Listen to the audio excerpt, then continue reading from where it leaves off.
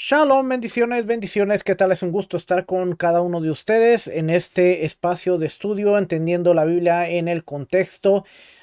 Como cada semana estamos contentos de estar aquí nuevamente con ustedes. Estamos viendo la escalera educativa y la metodología del maestro Rico Cortés de Sabiduría en la Torá. Y como cada semana tratamos de ver un poquito del contexto. Ya llevamos varios videos hablando del contexto cultural, contexto histórico, geográfico, arqueología bíblica de la carta de los Efesios. Y llevamos ya un par de videos también tratando de ver el contexto social para ver y entender un poquito más lo que la carta está hablando, el problema que está tratando de arreglar Pablo a través de esta carta. Así es que hoy vamos a ver, como le dije, a través de la escalera educativa, vamos a ver el capítulo 4. Estamos usando el comentario de las ciencias sociales de las cartas deuteropaulinas, este de aquí, y vamos a ver esta parte de aquí que dice exhortación, una vida acorde a la vocación del grupo de Yeshua, los creyentes en Yeshua. Esta va desde el capítulo 4 hasta el capítulo 6, versículo 20. Hoy vamos a ver el capítulo 4 nada más. ¿Ok? No vamos a avanzar mucho porque estamos tratando de llevar, en esta parte estamos tratando de llevar solamente un capítulo. Ya tenemos el capítulo 1, capítulo 2, capítulo 3. Hoy vamos a ver el capítulo 4, después el 5, el 6 y terminamos. Y dijimos que íbamos a ver después la carta a los colosenses. Así es que vamos a leer de este comentario. Dice, ahora, del capítulo 4, versículo 1 al capítulo 6, versículo 20. Acuérdense, el capítulo 3, terminamos viendo que el capítulo 3 está hablando del misterio. ¿Se acuerda? ¿Se acuerda que estábamos hablando del misterio? Vamos a ver aquí un poquito para recordar. Terminamos viendo el capítulo 3. Dice, el misterio es el propósito eterno de Dios y se ha realizado por medio del Mesías, el Yeshua, Mesías Yeshua, dando como resultado el acceso a Dios mediante la fe en Él. Este misterio sobre la unión de todos los grupos humanos, israelitas y no israelitas, oculto por el Dios creador desde el principio, se revela ahora también a los gobernantes y autoridades en los lugares celestiales. Eso ya lo vimos. Vimos que de los dos pueblos hizo un solo pueblo y a través del Mesías, a través de Yeshua, ahora tenemos acceso y somos conciudadanos con Israel. Somos parte del pueblo de Dios. Tenemos acceso a las promesas, a los pactos. Tenemos acceso a el Mesías, que como dice el capítulo 9 de Romanos, que de Israel, de los judíos israelitas, son el pacto, la promesa, la adopción, y también de ellos son los patriarcas, de donde viene el Mesías y la Torá. Así es que hoy, en el capítulo 4, ahora sí vamos a empezar el capítulo 4. Dice, el escritor utiliza el lenguaje de la exhortación en un llamamiento para demostrar la identidad del grupo de Yeshua, los creyentes en Yeshua, a una unidad en la diversidad.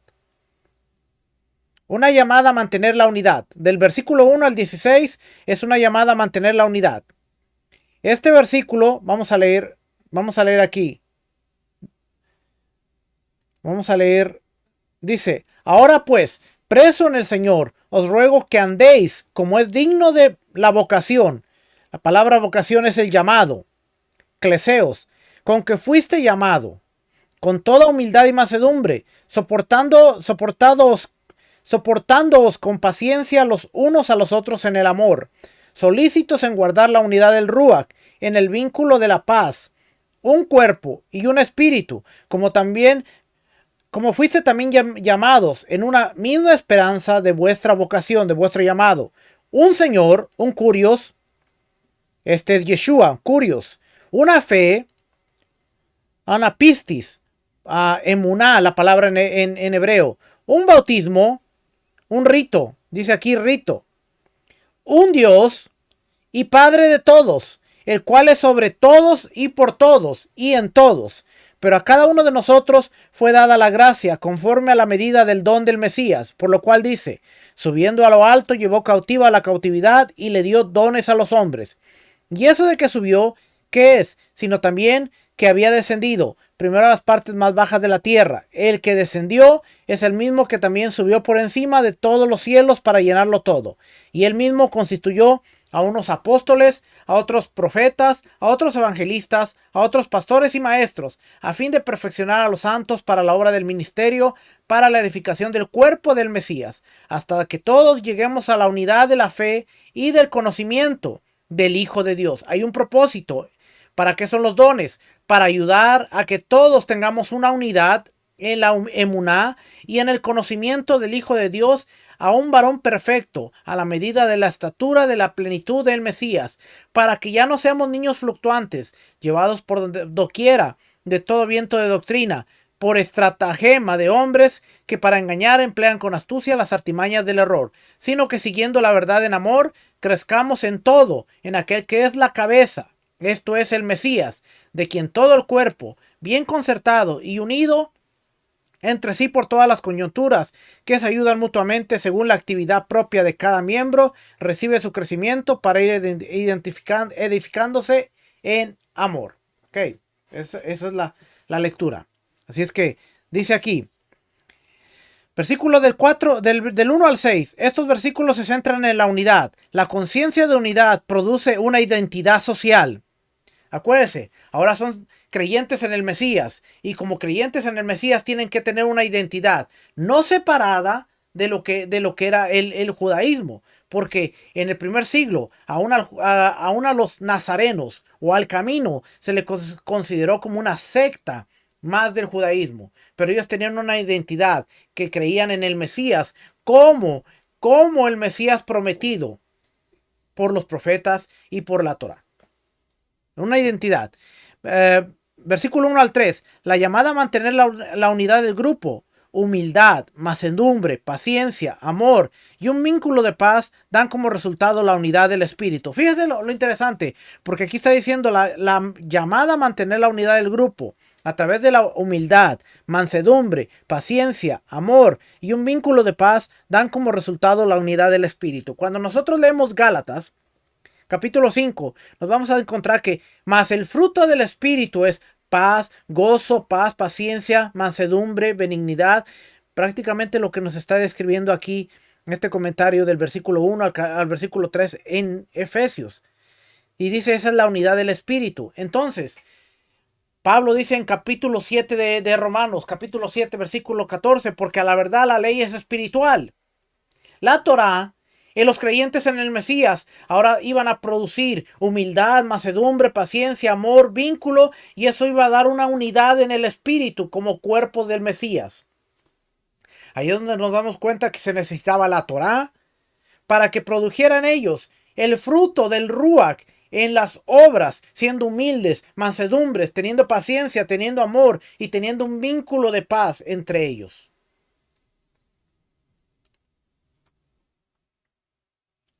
Vamos a seguir leyendo aquí. Del versículo 4 al 6, la base de esta unidad son las 7 realidades unificadoras de la fe. Un solo cuerpo, un solo espíritu, una sola esperanza de vuestra vocación, un solo Señor, una sola fe, un solo bautismo, un solo Dios y Padre, un solo Dios y Padre de todos, que está sobre todos y por todos y en todos.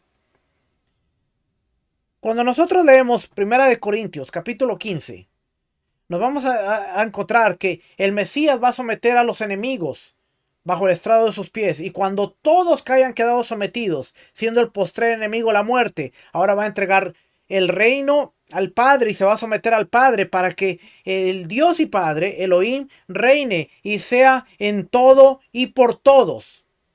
El mensaje de la Biblia es claro.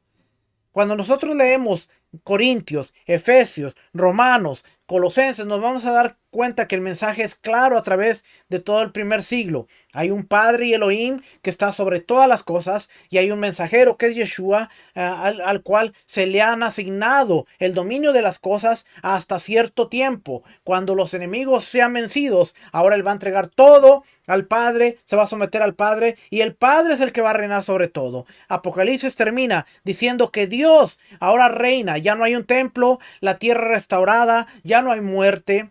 Ahora la tierra se ha convertido en un Edén y ahora el Padre viene y reina sobre todos. Es el mensaje que nos enseña el maestro Rico Cortés en todo tiempo y es el mensaje que vemos en la escritura y lo vemos en los escritos una y otra vez. Así es que vamos a seguir leyendo por aquí. Versículo 7 al 16. Aquí la atención se centra en la diversidad. Aunque los miembros del grupo de Yeshua comparten la identidad de la unidad, también comparten la diversidad. Hay diversos grupos. Por eso dice aquí, pero a cada uno de nosotros fue dada la gracia conforme a la medida del don del Mesías. Por lo cual, y sigue diciendo ahí, si es que versículos 7 al 11. La base de la diversidad del grupo de Yeshua son los diversos dones del Mesías que se remontan al acontecimiento de la ascensión, gracias a una cita israelita de las escrituras de Israel, que está citando el Salmo 68, 18. Especialmente el versículo 8. Aquí en el versículo 8, donde dice, por lo cual dice, subiendo a lo alto, llevó cautiva la cautividad y dio dones a los hombres. Salmo 68, 16 dice, subiste a lo alto, cautivaste la cautividad, tomaste dones para los hombres y también para los rebeldes, para que habiten entre ellos. Ya Dios. ¿Ve cómo está citando el Salmo 68, 18 en el cumplimiento con Yeshua?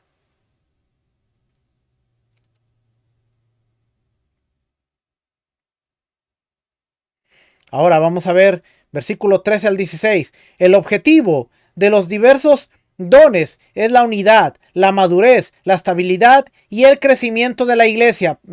Fíjense bien lo que dice aquí.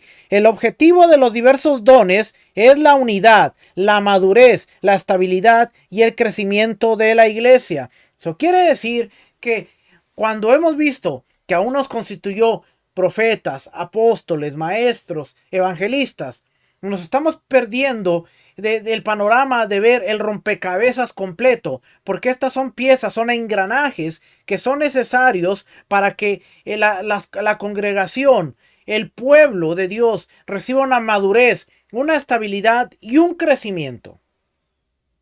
No es para hacer ministerios separados o para que cada quien funcione como ellos quieran, el profeta, el evangelista, el apóstol, no, sino que son dones, son capacidades, son talentos que unidos van a hacer que la congregación tenga un crecimiento, una madurez y una estabilidad.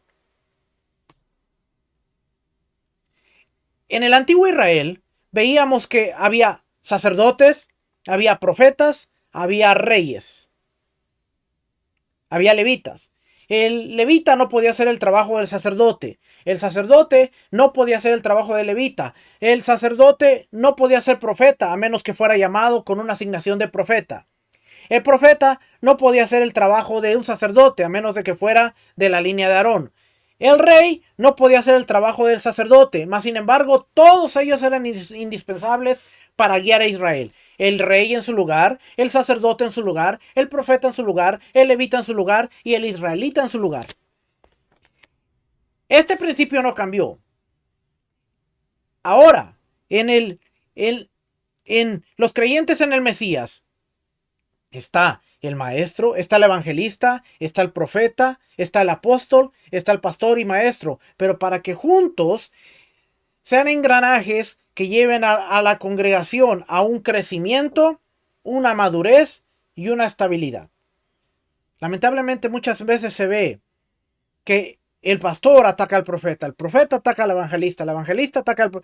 porque no hemos entendido que somos parte de una maquinaria donde somos engranajes y el engranaje tiene que hacer cierto trabajo para ayudar al otro engranaje, para que el otro y el motor completo se está moviendo a través de ciertos engranajes.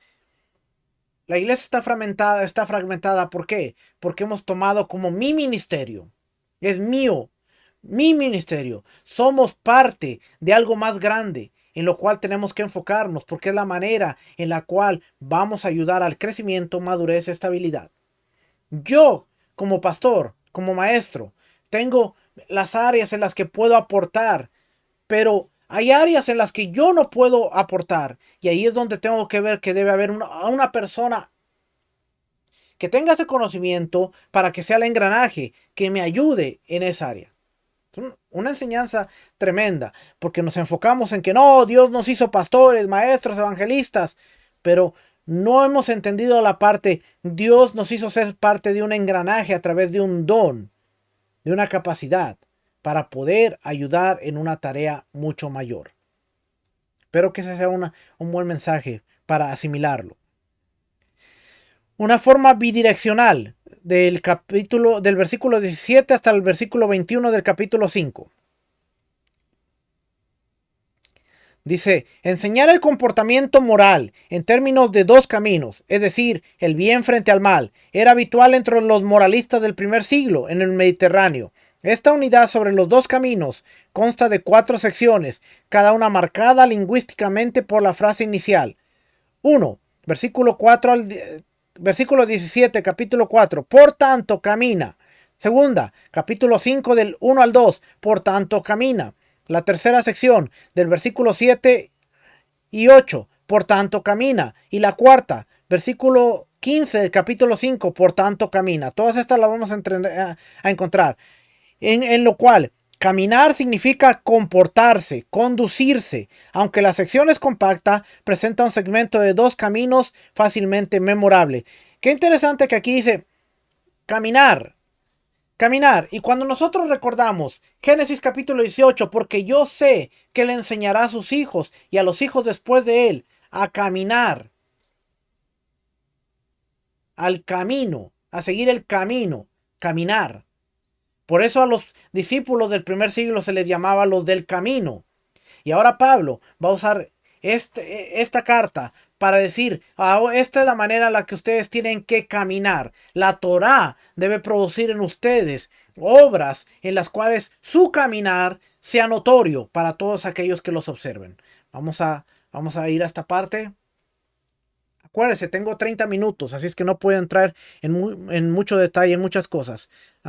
Dice aquí, vamos a leer versículos 17 al 32, porque es la primera parte. Solamente en esa nos vamos a quedar. Ya la segunda es el capítulo 5 y vamos a regresar la próxima semana en eso. ¿Ok? Aquí nos vamos a quedar. Pero vamos a leer capítulo 4 del 17 al 32. La Reina Valera tiene como título aquí la nueva vida en el Mesías. Esto pues digo y requiero en el Señor, que ya no andéis, aquí es donde viene aquí caminar. Y fíjese, aquí la palabra es peripateo, caminar, comportamiento. Que ya no te comportes como los otros gentiles, que andan en la vanidad de su mente, teniendo el entendimiento entenebrecido, ajenos de la vida de Dios, por la ignorancia que hay en ellos, por la dureza de corazón. Acuérdese, cada vez que habla la Biblia de dureza, es un corazón incircuncidado. No ha tenido una circuncisión de carne. Los cuales, después de que perdieron toda sensibilidad, se entregaron a la lascivia para cometer con avidez toda clase de impureza. Mas vosotros no habéis aprendido así a Mesías, si en verdad le habéis oído y habéis sido por él enseñados, conforme a la verdad que está en Yeshua. En cuanto a la pasada manera de vivir, despojaos del viejo hombre. Y aquí dice antropos, persona, el antiguo yo, que está viciado conforme a los deseos engañosos, y renovaos en el espíritu de vuestra mente, y vestíos del nuevo hombre. Nuevo, kainón antropón. Esta palabra es interesante. Vamos a ver. Antropón.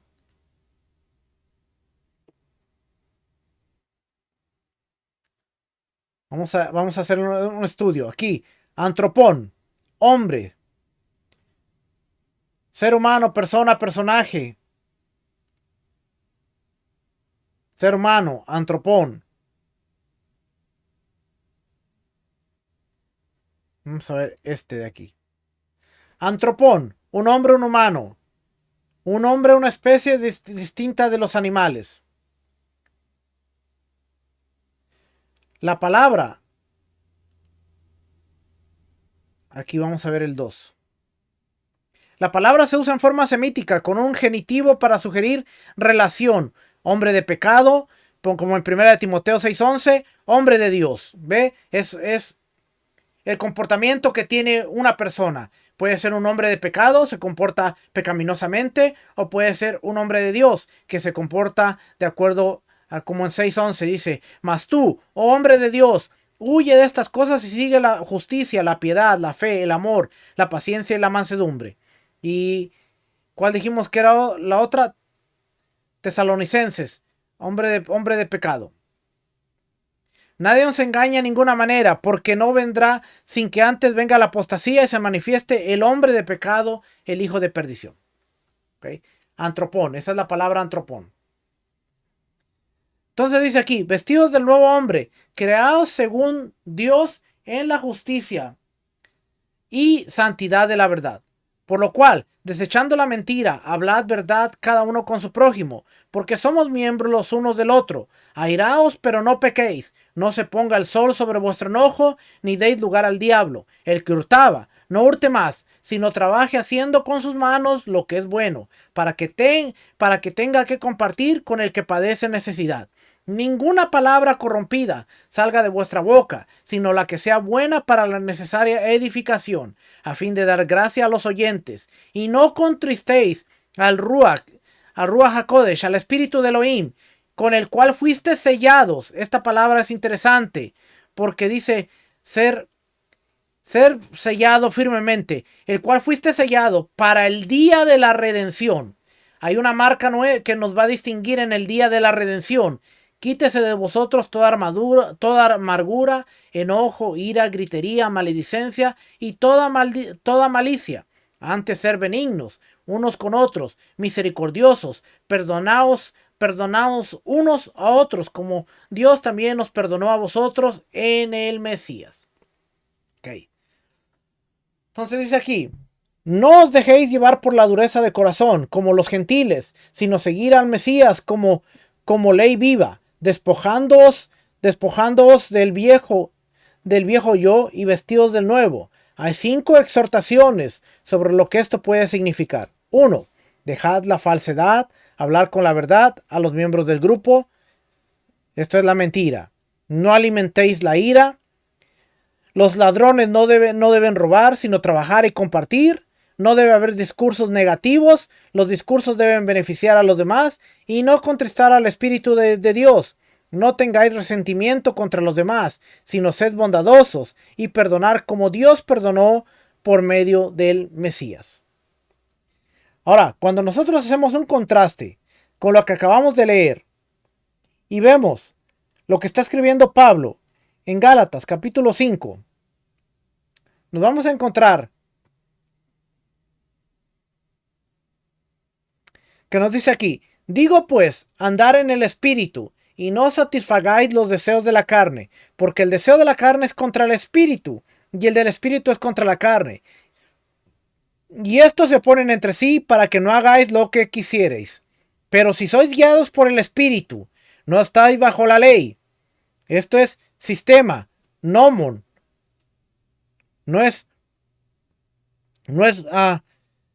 sistema bajo la ley, pero acuérdense, es la ley del pecado. No estás bajo la ley del pecado. Y manifiestas son las obras de la carne, que son adulterio, fornicación, inmundicia, lascivia, idolatría, hechicería, enemistades, pleitos, celos, iras, contiendas, disensiones, herejías, envidias, homicidios, borracheras, orgías y cosas semejantes a estas, acerca de los cuales os amonesto, como ya os lo he dicho antes, que los que practican tales cosas no heredarán el reino de Dios. Mas el fruto del Espíritu es amor, gozo, paz, paciencia, benignidad, bondad, fe, mansedumbre, templanza. Contra tales cosas no hay ley. porque los que son de Cristo han crucificado la carne con sus pasiones y deseos. Si vivimos por el Espíritu, andemos también por el Espíritu. No nos hagamos vanagloriosos, irritándonos unos a otros y envidiándonos unos a otros. Es prácticamente el mismo mensaje que le está diciendo en Efesios en la nueva forma de vivir. Está diciendo en cuanto a la pasada manera de vivir, despójate del viejo hombre que está viciado conforme a los deseos engañosos y renovados en el espíritu de vuestra mente. Y vestidos de nuevo hombre, creados según Dios en la justicia y santidad de la verdad. Por lo cual, desechando mentira, hablad verdad. Dejar la mentira. Airaos, pero no pequéis. No se ponga el sol sobre vuestro enojo, ni deis lugar al diablo. Aquí la palabra es diablo, que no la voy a estudiar. El que hurtaba, no hurte más. Acuérdese, hurtar estaba en contra de la Torá. Haciendo con sus manos lo que es bueno, para que tenga que compartir con el que padece necesidad. Ninguna palabra corrompida salga de vuestra boca, sino la que sea buena para la necesaria edificación, a fin de dar gracia a los oyentes. No contristéis al Ruach, al espíritu de Elohim, con el cual fuiste sellados para el día de la redención. Esto es importante porque dice, fuiste sellados para el día de la redención. O sea que el Ruach, el espíritu, es un sello, una marca que tiene una función en el día de la redención. Tenemos que preguntarnos cuál es el día de la redención. Y es más, dice aquí, apolitrosis, redención completa. Redención probablemente en un mayor grado o extensión. Y ahora aquí es donde dice, las obras de la carne, quítese de vosotros toda amargura, enojo, ira, gritería, maledicencia y toda malicia. Fruto del Espíritu. Antes sed benignos unos con otros, misericordiosos, perdonaos unos con otros, como Dios también nos perdonó a vosotros en el Mesías. Y ese es el capítulo 4 en donde empieza Pablo a través de los Efesios a decir, ahora que ustedes han sido llamados, fíjese, porque en el capítulo 3 dice, ustedes han sido hechos conciudadanos con el pueblo de Israel. Son ahora, ha quitado la pared y ahora ustedes se ha revelado el misterio. ¿Cuál misterio? Que iban a ser reunidos a través de la puerta que es el Mesías. Bueno, ahora que entraron por esa puerta, ahora a ustedes se les demanda un estilo de vida que se va a diferenciar de los otros gentiles. Y para eso tienen una guía. ¿Y cuál es esa guía? No es una guía por revelación, sino la guía establecida, la guía de la Torá. Por eso es importante que cuando nosotros venimos al Mesías, entendamos que seguimos necesitando una guía para que nos regule el comportamiento, nos enseñe cómo vivir, nos enseñe cómo comportarnos, nos enseñe cómo ser representantes del Rey. Y es lo que Pablo está tratando de enseñarles a los Efesios en el capítulo 4. Ustedes son ciudadanos con Israel, ahora esta es la manera en la que se deben comportar.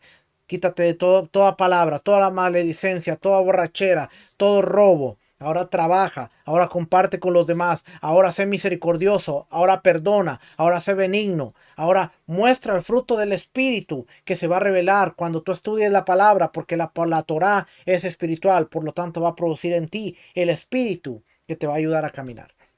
Y ese es el capítulo 4. En la próxima ocasión estaremos hablando del capítulo 5 que tiene que ver con este mismo tema y después el capítulo 6 que habla de los esposos, los maridos y terminamos con la parte de la armadura y se acaba esta carta. De verdad yo espero que esté siendo de bendición estos estudios para entender un poquito mejor la carta de los Efesios y así poder ser bendecidos cada vez que la leamos y entendamos el mensaje en donde la fe en el Mesías y la Torá como nuestro estilo de vida convergen y nos ayudan a ser mejores personas. Nos vemos en la siguiente ocasión para seguir aprendiendo juntos. Que el Eterno les bendiga, el Eterno les guarde. Si quieren recibir más de estos estudios, suscríbase a los canales teshua.tv, tesorosdeltemplo.com, que ahí seguiremos aprendiendo juntos. Que el Eterno les guarde. Shalom, bendiciones, shalom.